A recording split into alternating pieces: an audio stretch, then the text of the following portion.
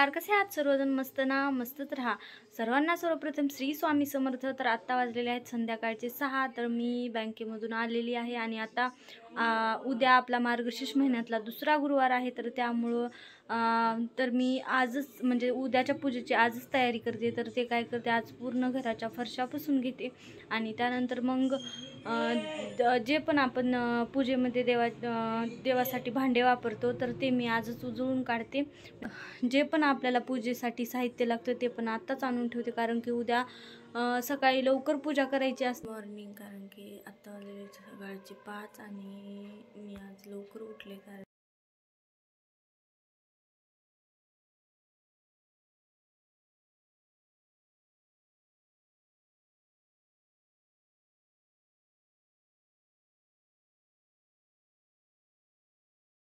तर ही आहे आमची आप्पी. तर ही पण माझ्यासोबत लवकर उठली होती.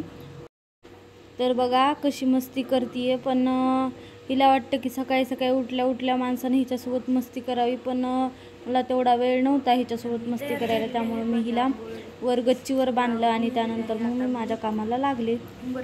थोडाही वेळ न घालवता मी लगेच बाहेरचं झाडलं, सडा टाकला आणि ही छोटीशी रांगोळी काढली. पूजेची मांडणी करणार आहे.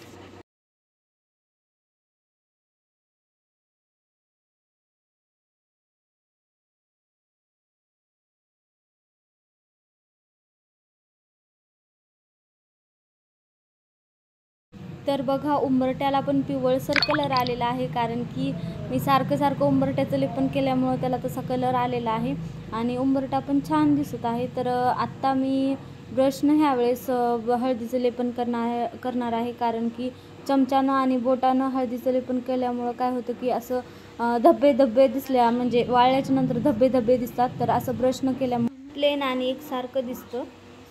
आणि कालपासनं पारायणला सुरुवात पण झालेली आहे आणि पारायणाचा आज आहे दुसरा दिवस. सुंदर दिसत आहेत आणि आज झाडाला गच्चीवरती झाडं लावलेली आहेत. त्याचं झेंडूच्या झाडाला एक फूल आलं होतं, स्वामींच्या आवडतीचं झेंडूचं पिवळं फूल. तर बघा स्वामी महाराज किती सुंदर दिसत आहेत. माझी पूजा पण किती छान झाली. श्री स्वामी समर्थ, जय जय स्वामी समर्थ, श्री स्वामी समर्थ, स्वामी समर्थ. आता माझी पूजा झालेली आहे, देवाची पूजा आणि स्वामींची आरती पण झालेली आहे. आता मी करणार आहे आपल्या म्हणजे पूजेची मांडणी. तर जी महालक्ष्मीची पूजा असते त्याची मांडणी करणार आहे, मांडणी करून घेणार आहे. तर तुम्हाला पुढे दिसेलच. तर माझी पूजा कशी झाली मला नक्की कमेंटमध्ये सांगा.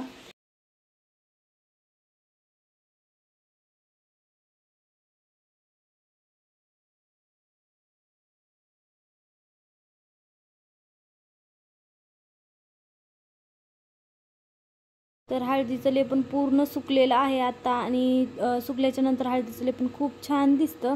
तर बघा किती छान दिसत आहे आणि मध्येच इथं कोणीतरी पाय दिला होता, तर त्यामुळे तिथं असं दिसत आहे इथं. तर माझी त्यानंतर हळदीचं लेपन केल्याच्या नंतर माझी पूजा झाली देवाची. तर आत्ता मी इथं उंबरट्याजवळ रांगोळी काढून घेते, कारण की आज आपली लक्ष्मीमाता आपल्या घरी येणार आहे आणि तिनं आपल्या सगळ्यांनाच माहिती आहे की लक्ष्मीमाता खूप चंचल आहे. तर तिनं आपल्या घरामध्ये स्थिर राहावं त्यासाठी असं आपण थोडंफार म्हणजे लक्ष्मीमाता आपल्या घरी आल्याच्या नंतर तिला पण असं बघून प्रसन्न वाटलं पाहिजे. तर आणि तिला पण आपल्या घरी आल्याच्या नंतर बाहेर जावंसं वाटलं नाही पाहिजे. हळदीचं लेपन नंतर आणखी रांगोळी अशी छान काढली पाहिजे. तर बघा आता मी इथं छाप्याचा म्हणजे लक्ष्मीचे पावलं काढणार आहे आणि त्यानंतर मग साईडला माझ्याकडे राऊंड डिझाईनचा एक छोटा साचा आहे, तर त्यानं मी रांगोळी काढलेली आहे. तर ह्या वेळेस मला एवढं म्हणजे उंबरट्याचं लेपन करते वेळेस भैया आलेला होता घरी आणि त्याला म्हणलं की थोडंसं माझं शूट घे, कारण की दरवेळी मला ट्रायपॉड लावावा लागतो आणि नंतर मग सगळ्या गोष्टी कराव्या लागतात आणि सारखं ट्रायपॉडला बघावं लागतं की उठून की व्यवस्थित येत आहे का व्हिडिओ ते. तर ह्यावेळेस ते बघावं लागलं नाही. तर एखादं कोणी व्हिडिओ शूट करायला जर असलं तर आपल्याला तेवढा म्हणजे वेळही जात नाही आपला आणि त्याबरोबर म्हणजे आपल्याला ज्या अँगलनं व्हिडिओ शूट करायचा आहे त्याला अँगलनं करू शकतात आणि त्याचबरोबर दरवेळी मला एकटीलाच परेशान व्हावं लागतं आणि त्याचबरोबर सगळ्या गोष्टी कराव्या लागतात. तर माझं व्हिडिओ दररोज अपलोड न होण्याचं कारण तेच आहे की माझ्या पूर्ण व्हिडिओ मला एकटीलाच शूट करावा लागतो आणि एडिट मलाच करावं लागतं. असं कोणी व्हिडिओ शूट करायला असेल तर आपल्याला वेळ पण तेवढा वेळ लागत नाही. व्हिडिओ शूट करायला एकट्या माणसाला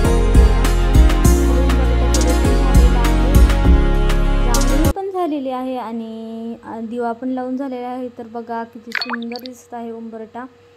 आणि खरंच मी मगाशी म्हणल्याप्रमाणे की लक्ष्मी माता आपल्या घरी आल्याच्या नंतर तिला हे सगळं बघून बाहेर जावंसंच वाटणार नाही.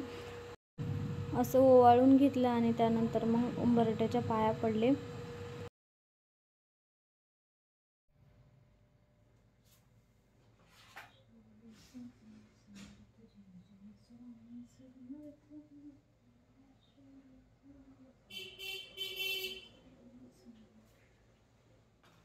तर इथं माझी मांडणीची तयारी म्हणजेच पूजेची तयारी सुरू आहे. तर मी ट्रायपॉडला मोबाईल लावलेला होता आणि शूट करत होते, त्यामुळे असा वरून व्हिडिओ दिसत आहे. आता पूर्ण म्हणजे साईडला मी आंब्याचे 4 पानं लावलेले आहेत. तर पानं लावते वेळेस खूप वेळ लागतो. तर गेल्या वेळेस मी देवासमोरच पूजा मांडली होती, पण गेल्या वेळेस देवासमोर पूजा मांडल्यामुळं मला काय झालं की देवीचा जो फोटो आहे तो ठेवता आला नाही आणि आंब्याची पानंसुद्धा व्यवस्थित बसत नव्हते. तर त्यामुळं मी पाठीमागं ठेवले होते. तर ह्यावेळेस म्हणलं की मी दरवेळेस इथंच पूजा मांडते, पण देवासमोर छान वाटते म्हणून मी पहिल्या गुरुवारी मांडून बघितली, पण देवीचा फोटोच बसला नाही. तर त्यामुळं देवीचा फोटो मी वरच ठेवलेला होता, त्यालाच हार घातला. आणि ह्यावेळेस म्हणलं देवीचा फोटो ठेवल्याच्या नंतर पूजा एकदम अशी भरून आणि मस्त अशी छान वाटते. त्यामुळं म्हणलं की जशी मी दरवेळेस पूजा मांडते ज्या साईडला त्याच साईडला मी ह्यावेळेस पण मांडलेली आहे. तर अगोदर मी देवीचा फोटो ठेवलेला आहे आणि त्याला हार घातलेला आहे शेवंतीच्या फुलांचा. आणि त्यानंतर मग एका प्लेटमध्ये मी तांदूळ ठेवलेले आहेत. तर हे गेल्या व्हिडिओमध्ये तुम्हाला दिसलं नसेल, मी डायरेक्टली म्हणजे ते शूट झालं नव्हतं, मी सांगितलं होतं तुम्हाला. तर यावेळेस म्हणलं की तुम्हाला पूर्ण मी पूजेची मांडणी कशी केली ते दाखवणार आहे. तर सगळ्यात अगोदर मी एका प्लेटमध्ये तांदूळ ठेवले होते, त्याच्यामध्ये अष्टकमल दल काढून घेतलं. नंतर हळदी कुंकू वाहिले आणि आता मी कलश ठेवलेला आहे. कलशाला मुखवटा लावला देवीचा. आणि त्यानंतर मग ही साडी मी एक दुसरी नवीन आणलेली आहे पिवळ्या कलरची. तर ही साडी मला आवडली होती, पिवळा कलर खूप छान दिसत होती ही साडी, तर त्यामुळं मी घेऊन आले. तर हा पॅटर्न खूप जुना आहे साड्यांचा आणि आत्ता खूप सारा पॅटर्न आलेला आहे साड्यामध्ये देवींच्या. आपण जर मार्केटमध्ये गेलो तर खूप साऱ्या व्हरायटी भेटतात आपल्याला ह्या साड्यांच्या. खणची साडी, नंतर प्युअर सिल्कची, नंतर आणखी अशा साड्या, याच्यामध्ये भरपूर सारे व्हरायटी आलेल्या आहेत. तर ह्यावेळेस मला देवीचा मुखवटा पण घ्यायचा होता, महालक्ष्मी मातेचा, जो कोल्हापूरची महालक्ष्मी आहे, तर तो मिळाला नाही मला. मग मी म्हणलं की जाऊ द्या, ह्यावर्षी मी एकच देवीचा मुखवटा आहे जो माझ्याकडं. 5ही गुरुवारी मी तोच मुखवटा. तर ही साडीचा पिवळा कलर आणि त्यावर गोल्डन कलरची म्हणजे टिकल्या टाईप होते वर्क. तर त्यामुळं म्हणलं गोल्डन कलरची ज्वेलरी जर घातली तर एवढी ओळखायला उठून दिसणार नाही. तर त्यामुळं मी म्हणलं की ऑक्सिडाईजची ज्वेलरी घालावी. त्यामुळे माझ्याकडे जे होतं ते मी लक्ष्मी मातेला घातलेलं आहे. आणि त्याचबरोबर मी ह्यावेळेस बुगड्या, नंतर कानातले सुद्धा घातलेले आहेत. तर याला खूप वेळ जातो, म्हणजे जोपर्यंत मला असं वाटतं की आत्ता व्यवस्थित आणि परफेक्ट दिसत आहे तेव्हाच मी गळ्यातले कानातले घाले. खूप वेळ लागला. आणि त्याचबरोबर जे कलशामध्ये जे नागलीचे पानं ठेवले होते 5, तर ते पूर्ण नारळ हलल्यामुळं पूर्ण कलशामध्ये गेले होते. तर म्हणजे मी हे का सांगत आहे, कारण की तुम्हाला सगळ्यांना वाटेल की कलशामध्ये नागलीचे पानं कसं काय ठेवले नाहीत, आणखी तुमच्या कमेंटसुद्धा येतील काही जणांच्या, त्यामुळे मी सांगत आहे. आणि आपण जर देवांना असा थोडासा साज शृंगार केला तर खूप छान वाटतं. आणि मला तर वाटतं की दर गुरुवारी मी वेगळं काहीतरी करावं देवीसाठी. आणि पुढच्या वर्षी नक्कीच मी प्रत्येक गुरुवारी वेगवेगळ्या देवीला साडी, नंतर आणखी मुखवटे अगोदरच घेऊन ठेवेन. कारण की अशा गोष्टी आपण अगोदरच घेतल्या पाहिजेत, कारण की त्या आयत्या वेळेला भेटत नाहीत आणि आणि आपल्याला पण लक्षात येत नाही की कुठली गोष्ट घ्यावी कुठली नाही आणि कन्फ्यूज होतं. तर त्यामुळं असं निवांत टायमिंग असला आणि आपण जर हे सण वारं येण्याच्या अगोदरच सगळ्या गोष्टी घेऊन ठेवल्या तर एवढं काही आपल्याला कन्फ्यूज पण होत नाही आणि आपल्याला सगळं असं चॉईस करायला पण वेळ भेटतो. तर हे असे वर मी देवीला ठुशी घातलेली आहे, त्यानंतर मग एक हार घातलेला आहे आणि त्यानंतर मग एक मंगळसूत्र घातलेलं आहे. पूजा झाल्याच्या नंतर लक्ष्मी माता खूप छान दिसत होती. मला तर खूप माझी पूजा आवडलेली होती.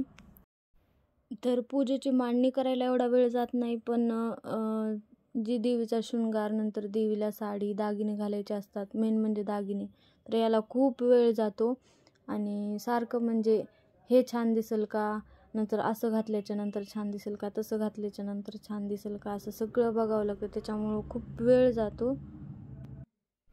तर नागिलीचे पानं काही दिसतच नव्हते, सगळे मध्ये गेले होते, तर त्यामुळं मी आणखी 5 पानं घेतले आणि अशी साईडने लावले, तर ते छान पण वाटत होते, असं वेगळं काहीतरी आणि छान पण वाटत होतं लावले. तर बघा आता हे पदर, ह्या साडीचा पदर खूप छोटा होता, असं देवीला बसतच नव्हता व्यवस्थित. तर नंतर मग मी खाली ठेवला आणि त्या जो नारळ आहे त्याच्यावर पदर ठेवला आणि त्यानंतर मग जो माझ्याकडे रेडीमेड गजरा आहे ते ठेवला. तर देवीचा पूर्ण शृंगार झालेला आहे. तर आता मी गणपतीची, लक्ष्मी मातेची आणि जे माझ्याकडं लक्ष्मीकारक कवड्या आहेत 5, तर त्या मी ठेवणार आहे. गेल्या वेळेस मी तर अशी 2-2 नागिलीची पानं ठेवली, त्यावर थोडेसे तांदूळ ठेवले. तर अशी 3 पानं म्हणजे 2-2 पानं ठेवले होते. एक लक्ष्मी मातेला, एक गणपतीला आणि एक कवड्यासाठी ठेवले होते. त्यानंतर मग आणि एक ह्याच्यासाठी ठेवले होते वटभरण, खारीक, खोबरं, बदामचे काही वटभरण असते त्याच्यासाठी ठेवले होते. तर अगोदर गणपती बाप्पाची पूजा करून घेतली आणि त्यानंतर मग लक्ष्मी मातेची. तर हे जास्वंदाचं फूल होतं माझ्याकडं, तर ते मी गणपतीला वाहिला आणि त्यानंतर मग लक्ष्मी मातेची पूजा करून घेते. तर सकाळीच माझी देवांची पूजा झाली होती, तर म्हणजे त्यांच्यासोबत लक्ष्मीची आणि गणपतीची सुद्धा मी पूजा केली होती. तर त्यांना फक्त इथं मी हळदी कुंकू वाहिलं आणि फुलं वाहिली. तर त्यानंतर मग ज्या माझ्याकडं 5 लक्ष्मीकारक अशा कवड्या आहेत त्या ठेवल्या, फुलं वाहिली आणि नंतर मग एका पानावर खारीक, खोबरं आणि बदाम असं वटभरण ठेवलं. तर हे फुलं बघा किती सुंदर आहे, पांढरं फूल. तर म्हणलं लक्ष्मी मातेच्या डोक्यावर व्यवस्थित बसेल, पण ते बसत पण नव्हतं आणि व्यवस्थित दिसत पण नव्हतं. तर त्यामुळं मी असं बघत होते कुठं छान दिसेल, कुठं बसेल. त्यानंतर मग फोटोवरच ठेवलं, कारण की तिथं छान दिसत होतं आणि त्यानंतर मग इथं कुठं जागा पण नव्हती आणि बसत पण नव्हतं. तर त्यानंतर मग आता पूजेची पूर्ण मांडणी झालेली आहे, सगळं झालेलं आहे. तर ह्यावेळेस मला माझ्याकडं कुठली फळं नव्हती, फक्त केळीच आणली होती, तर त्यामुळं मी पूर्ण फणीच ठेवली.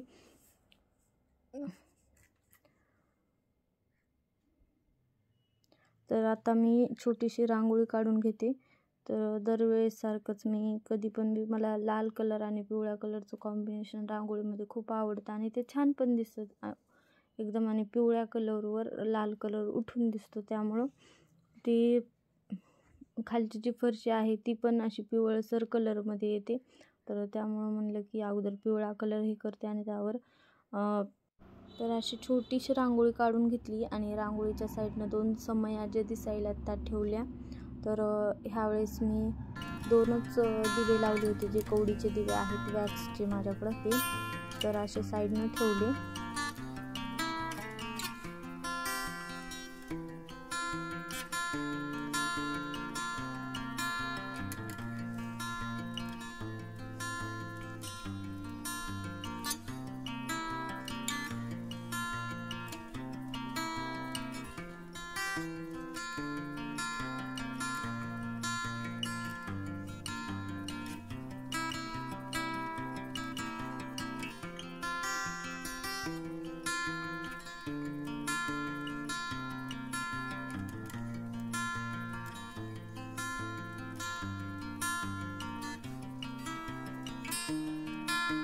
तर माझ्याकडे एकच छापा आहे, लक्ष्मी महालक्ष्मी प्रसन्न म्हणून, तर तोच छापा मी काढते.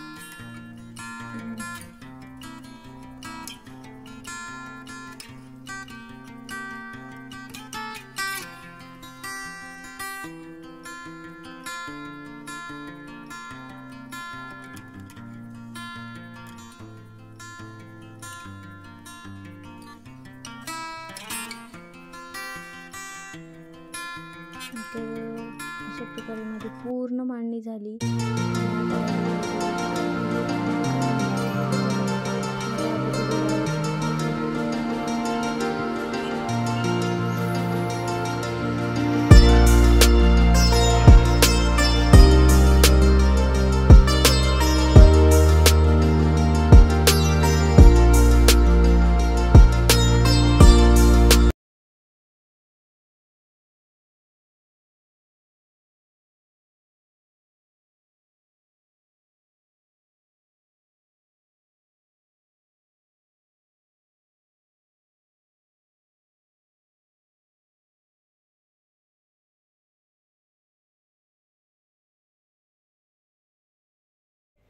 तर माझी पूर्ण पूजा झालेली आहे बघा, किती छान आहे, किती प्रसन्न वाटत आहे.